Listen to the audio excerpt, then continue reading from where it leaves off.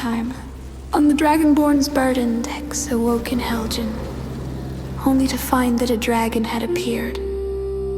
Dex, with no armor or weapons, unable to fight back, ran, escaping Helgen through the keep's tunnels. He found himself in Riverwood. Dex traveled to Whiterun, where he spoke with a Jarl to inform him of the destruction of Helgen, and that Riverwood needed protection. Dex soon realized his destiny had already begun.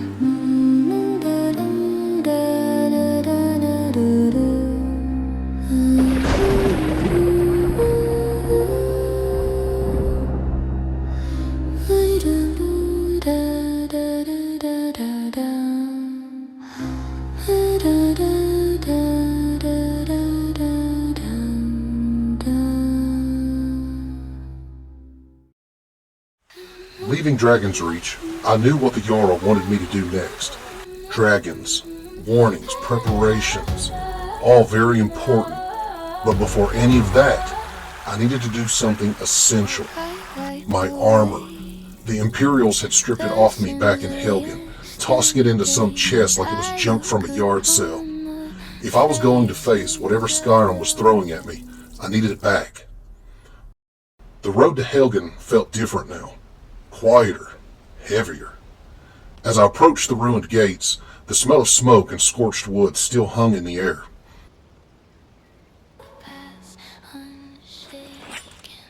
The place was a graveyard of stone and ash, and every creak of burnt timber made me glance at the sky, half expecting that dragon to swoop down again. Inside the keep, the halls were eerily familiar. Just hours ago, I'd been running through them, dodging falling beams and dragonfire. Now they were silent. I followed the path soldiers had marched me down, navigating through ceilings and blackened walls until I reached the storeroom. And there it was, a wooden chest soaked from the chaos but still intact. I knelt beside it, lifted the lid, and a wave of relief washed over me. My armor, scuffed, dented, but mine, sat neatly inside. The chest also held other confiscated odds and ends, but I only cared about the familiar weight of my gear as I lifted it out. Piece by piece, I strapped it back on. The chest plate molded to my shape, the bracers worn from training, the cloak smelled faintly of home. When I tightened the last buckle, I felt something settle inside me, like I'd put on more than armor back on. I'd put purpose back on. I stood, looked around the ruined keep, and said quietly, "All right, Skyrim, now I'm ready." With my armor reclaimed and the memory of Helgen burning behind me, I stepped back into the daylight, ready to face whatever destiny or dragon came next. I returned to Riverwood for supplies. The village was quiet, peaceful, almost painfully normal compared to Helgen's ashes. Girder hugged me like a lost nephew and shoved bread and stew into my hands before I could object. Alvor sharpened my sword for free of no charge, though he did make a joke about me returning it, without dragon bites, of course. After a real night's sleep, I woke early and looked to the mountains.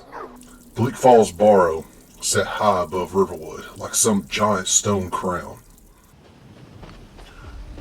Bleak Falls Barrow waited for me high in the mountains, the kind of place people point at and say, "Only a fool goes there," so naturally, I went.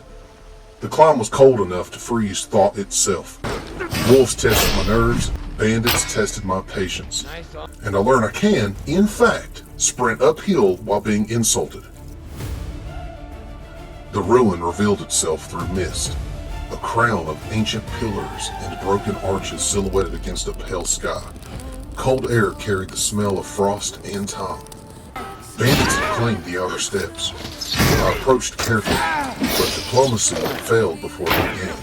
Steel met steel. Shouts echoed across the mountainside, and when it ended, I stood alone among fallen thieves. Their campfire crackled behind me as I pressed forward, up the final steps to the entrance. The doors of the barrow groaned open, releasing air as old as the crypt itself. Inside, torchlight danced along carved walls in vast cobwebs. I moved with caution. Every sound amplified my silence. Every step felt like trespassing into a forgotten age. Dust thick as snow, Draugr waking from their eternal naps just to swing rusty blades at me. Quite rude, considering I wasn't staying long. I hacked my way through walls and puzzles etched with animals. Nearly got skewered by a dart trap because I guessed wrong. Twice. In my defense, the snake carvings looked very judgmental. Then, deeper in, I heard it. Is that you, Hockney? You're Celine. I followed the voice to find a thief cocooned in spider silk, dangling like an unfortunate sweet roll. I didn't have time to laugh, though. A frostbite spider the size of a carriage dropped from the ceiling, screeching loud enough to rattle my ribs. I'll admit it, I yelped. Just once. A heroic yelp. The battle was a blur, skittering legs and venomous fangs. I rolled, slashed, got thrown into a wall, yelled something not very heroic, and stabbed upward with everything I had. Reach in the chamber wide, novel trap, nowhere to hide. Decks cut and loose with cautious eyes. Trust is thin when treasure lies. Who's on the puzzle wall? The wrong turn and the kingdom falls. Behind the signs, hawk, snake, and bear. The gate slid open with a creeping prayer. In the deep where the word won't know, ancient voices through spirit flow. A shout like thunder filled with bolts, power echo down through stone. The beast shrieked and collapsed. My hands shook, my heart pounded, and I tried to look composed in case anyone was watching. No one was, thankfully. So I cut the thief down. I can feel it. He thanked me, promised to claw again, You fool. Why should I share the treasure with that? and then sprinted deeper into the ruin. I stood there with my sword still raised, speechless. "Sure, you're welcome," I muttered, chasing after him. A few Draugr later, I found him. Face down, robbed by fate of both breath and good decisions. I took the golden claw from his corpse, felt only mildly bad about it. Past more traps and tombs,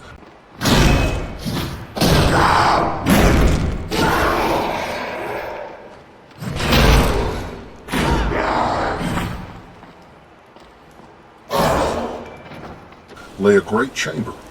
At the far end stood a massive stone wall covered in symbols that pulsed like embers. As I stepped closer, they ignited, whispering a word into my mind. Ancient, powerful, like thunder rolling in my bones. Foos. The force of the energy of the word, absorbing into my very flesh, put me down on the ground. I've never felt anything like it. The sound echoed through me like thunder. I didn't understand it, but I felt changed.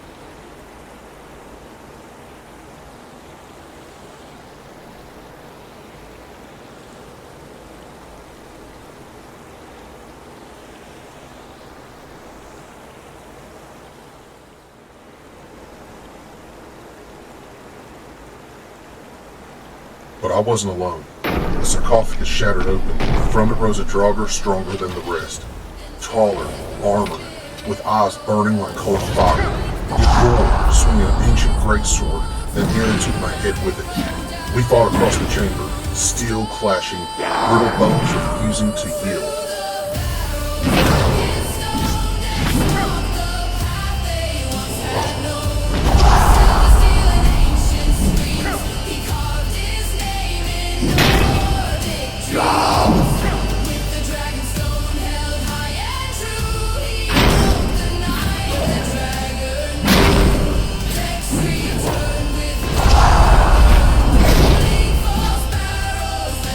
I ducked under its swing, drove my shoulder into its chest, and with a final strike, sent it crumbling to the dust.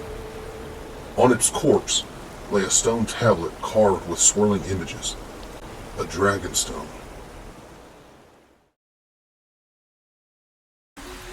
The return to Whiterun felt different. My steps were slower, my thoughts heavier.